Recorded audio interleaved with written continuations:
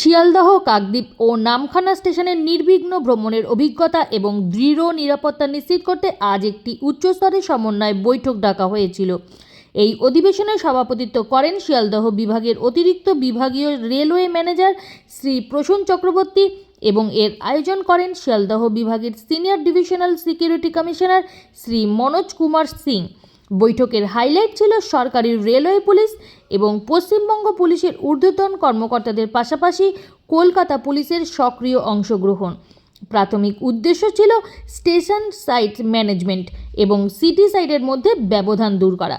এই বৈঠকে আলোচনার প্রধান বিষয় ছিল সমন্বিত পার্কিং এবং ট্রাফিক প্রবাহ, অর্থাৎ ডিসি ট্রাফিক কলকাতার সাথে সরাসরি আলোচনায় কমিটি পার্কিং লেআউট পুনর্গঠনের জন্য একটি ব্যাপক পরিকল্পনা নিয়ে আলোচনা করেছে।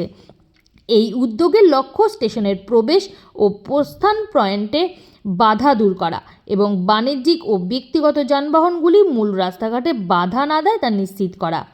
ভিড় ব্যবস্থাপনা সমন্বয়, অর্থাৎ শিয়ালদহের প্রতিদিনের ব্যাপক জনসমাগমকে স্বীকৃতি দিয়ে শ্রী প্রসূন চক্রবর্তী একটি যৌথ ভিড় ব্যবস্থাপনা কৌশলের ওপর জোর দিয়েছেন। এতে প্ল্যাটফর্ম থেকে শহরে যাত্রী চলাচল পরিচালনা করতে আরপিএফ এবং কলকাতা পুলিশের মধ্যে সমন্বিত প্রচেষ্টা জড়িত।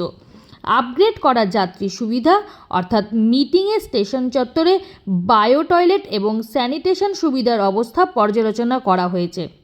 এই সুবিধাগুলি ভালোভাবে রক্ষণাবেক্ষণ করা এবং সমস্ত যাত্রীদের কাছে অ্যাক্সেসযোগ্য তা নিশ্চিত করার জন্য নির্দেশ জারি করা হয়েছিল।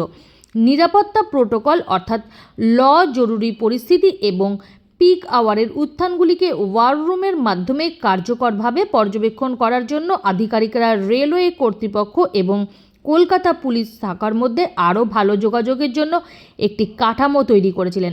অতিরিক্ত divisional railway manager Shri Prasun Chakraborty বলেছেন যে গঙ্গাসাগর মেলার জন্য কলকাতা এবং পশ্চিমবঙ্গ পুলিশের সম্পৃক্ততা অত্যন্ত গুরুত্বপূর্ণ, যাতে স্টেশনের অভ্যন্তরীণ দক্ষতা মসৃণ বাহ্যিক সংযোগের সাথে মিলে যায়।